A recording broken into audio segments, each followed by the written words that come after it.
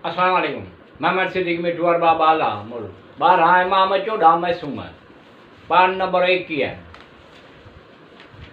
बीबी शहर बानू बिन्त यज़द जर्द इमाम हुसैन अलैहिस्सलाम जी ज़ौजा ऐं इमाम ज़ैनुल आबिदीन अलैहिस्सलाम जी वालदा माजिदा हुई।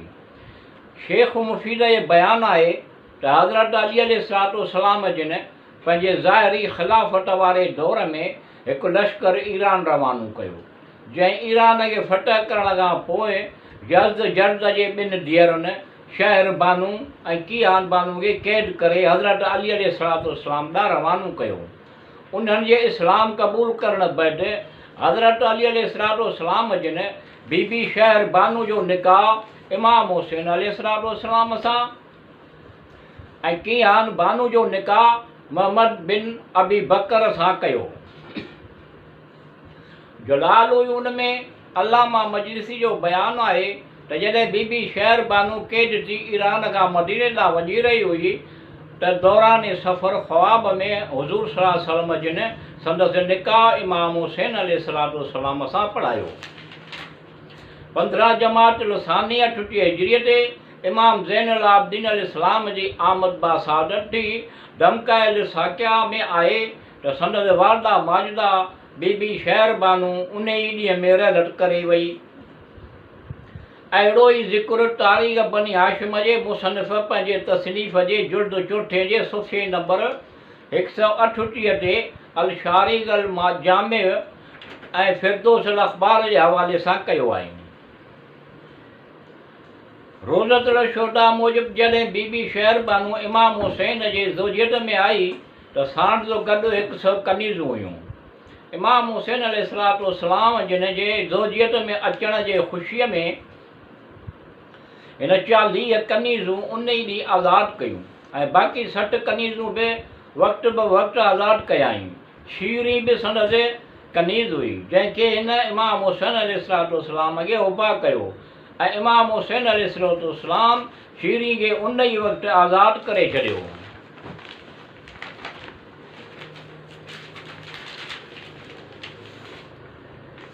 ज़ूरे पुरनूर 15 जमातुल अव्वल सन 38 हिजरी मदीना मुनव्वरा।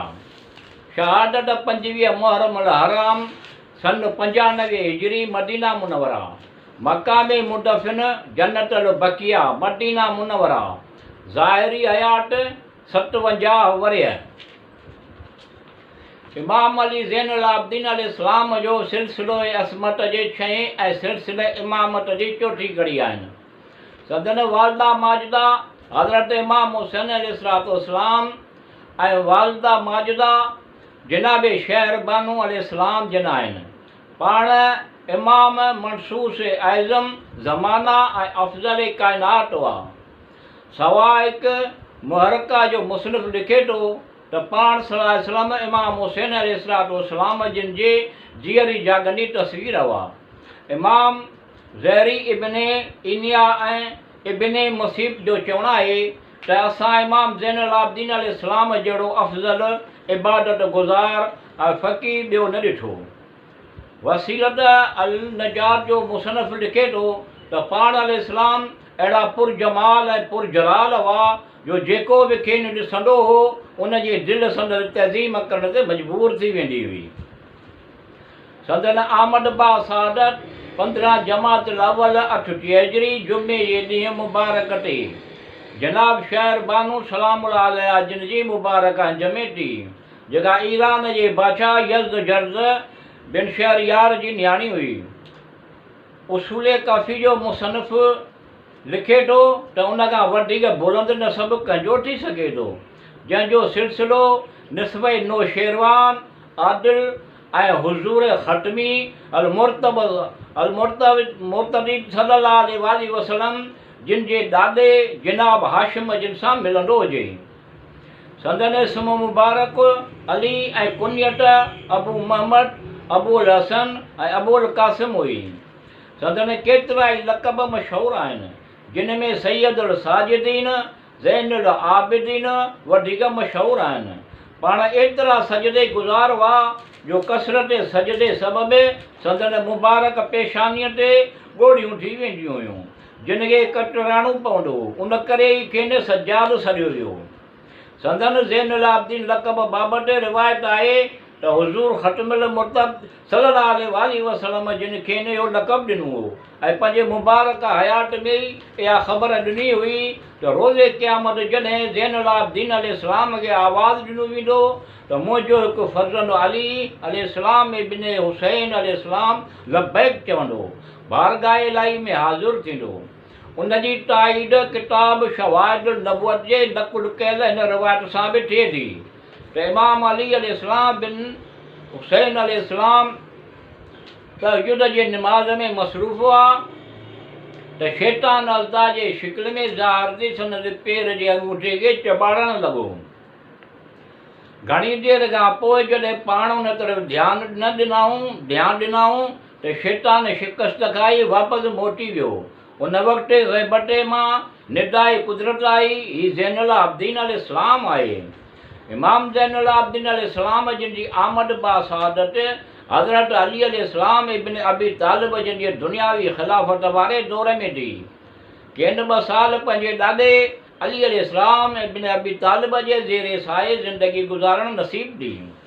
सन 40 हिजरीअ में हज़रत अली अलैहिस्सलाम जे शहादत खां पाण पंहिंजे वालिद इमाम हुसैन अलैहिस्सलाम ऐं पंहिंजे चाचे इमाम हसन अल मुर्तबा जे ज़ेरे साए रहिया। 50 हिजरीअ में इमाम हसन अल मुर्तबा अलैहिस्सलाम जी शहादत बि अखियुनि सां ॾिठाऊं। उन बैदि 10 साल पंहिंजे वालिद मोहतरम जे साथी हेठि रहिया ऐं 61 हिजरी में इमाम हुसैन अलैहिस्सलाम जी शहादत खां पोइ संदन इमामत जो दौरु शुरू थियो। संदन इमामत वारे दौर में 64 हिजरीअ ताईं यज़ीद बिन मुआविया बादशाह रहियो। 65 हिजरीअ में मुआविया बिन यज़ीद ऐं मरवान बिन हुकुम जे हुकूमत रही। 65 खां 86 हिजरीअ ताईं अब्दुल मलक बिन मरवान तख़्त नशीं रहियो ऐं 86 हिजरीअ खां 96 हिजरी ताईं वलीद बिन अब्दुल मलक हुकूमत में रहियो। उन ई पंहिंजे दौरे हुकूमत में सन 95 हिजरीअ में इमाम ज़ैनुल आबिदीन अलैहिस्सलाम खे ज़हर ॾियारे शहीद करायो। इमामत जे चोथें ताजदार अली ज़ैनुल आबिदीन खे इहो ई मुआशिरो मुयसरु थियो जहिड़ो संदसि जदे बुज़ुर्गवार हुज़ूर ख़त्म हज़रत मुहम्मद मुस्तफ़ा सल्लल्लाहु अलैहि वसल्लम जिन खे मुयसरु थियो। हुज़ूर सल्लल्लाहु अलैहि वसल्लम जे दौर में बुत परस्ती आम हुई त सैयद सज्जाद जे दौर में ख़ुदा जे बदिरां बादशाहनि जी परतिश कई पई वई। अॻे पथरनि खे महबूद बनायो वियो हो त हिन दौर में सोन ऐं जवाहरनि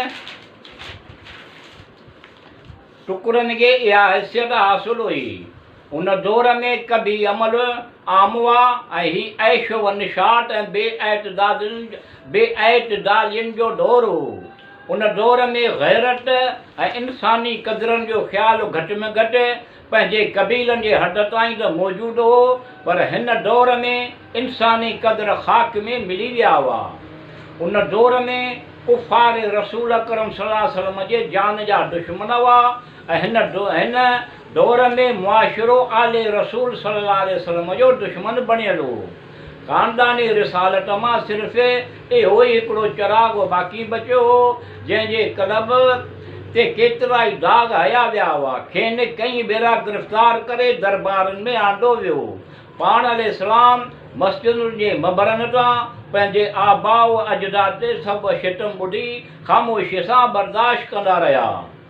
सैयद सज्जाद अलैहिस्सलाम जो दौर इंतिहाई पुराशोभ दौर हो। करबला जहिड़ो जिगर ॾाढ़ींदड़ सानियो रूनमा थियण बैदि वाक़े हर्रा जे सूरत में शहर नबीअ जी हुरमत खे पामाल करण जी नापाक कोशिश बि थी चुकी हुई। कुवत ऐं इक़्तिदार जे कशमकश जारी हुई। इस्लाम केसर व कसरा में गुम थी वियो हुयो। बनी उमिया जे तवील बेएतदार दौरे इक़्तिदार नई नस्ल खे हक़ीक़ी इस्लाम खां तमामु परे करे छॾियो।